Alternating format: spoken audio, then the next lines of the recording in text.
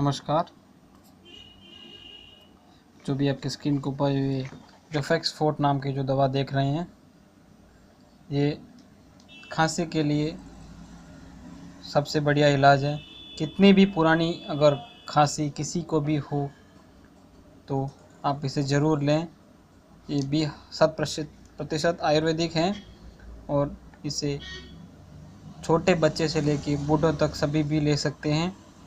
बच्चों के लिए एक ढक्कन गर्म पानी के साथ 2 टाइम, और अडल्ट्स के लिए 3 ढक्कन यानी कि 15 ml विथ वार्म वाटर यानी कि गर्म पानी के साथ तीनों टाइम लेने से आपको तीन टाइम लेने से आपको खांसी में आराम मिल जाएगा।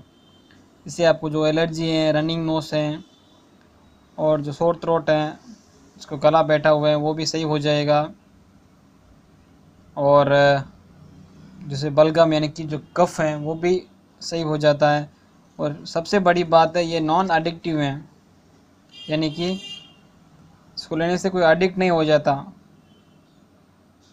आप ज़रूर एक बार इसे ट्राई कीजिए। धन्यवाद।